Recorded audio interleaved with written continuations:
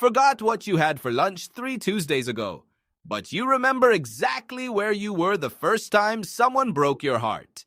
You remember the smell of your grandmother's kitchen. You remember the exact words a teacher said to you in 6th grade that made you feel small. You haven't thought about that moment in years. So why is it still there? Your brain is not a camera. It is not a hard drive. It does not record everything and store it neatly in folders. It does something far stranger. It chooses. Right now, without asking your permission, your brain is deciding what from this moment is worth keeping and what gets quietly erased before morning. The question is, what is it using to decide? The answer reaches back millions of years, and once you understand it, you will never look at your own memory the same way again. In 1885, a German psychologist named Hermann Ebbinghaus did something unusual.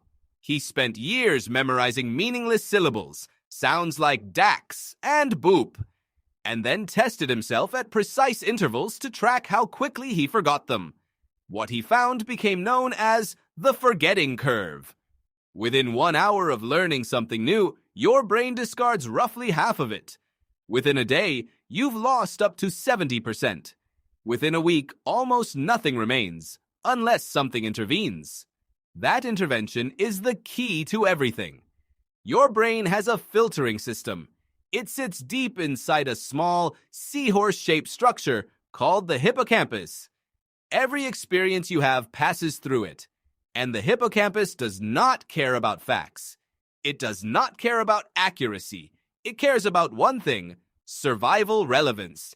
It is asking constantly, quietly, without your awareness. Does this matter? Will this keep you alive? Does this deserve space? Think about what that meant for your ancestors, not your grandparents. Go back further, much further. Picture a human being standing on an open plain 200,000 years ago. That person's brain had the same basic architecture yours does right now. The same hippocampus, the same filtering system, and that brain was making the same calculations. What do I keep? What do I discard?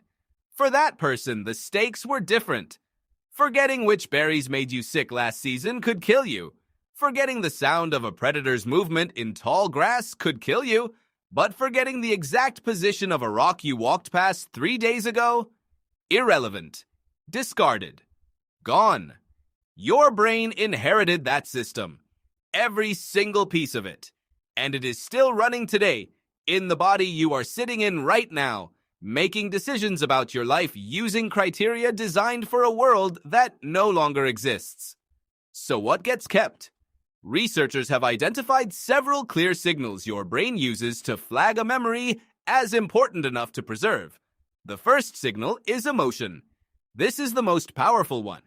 When something triggers a strong emotional response, fear, joy, grief, humiliation, love, your brain releases a surge of hormones, including adrenaline and cortisol. These hormones do not just describe the experience, they chemically tag it. They tell the hippocampus, this one matters. Encode it deeply. James McGaugh at the University of California, Irvine, spent decades studying this process. His research showed that emotional arousal directly enhances memory consolidation. The stronger the feeling, the more durable the memory. This is why you remember your first heartbreak more clearly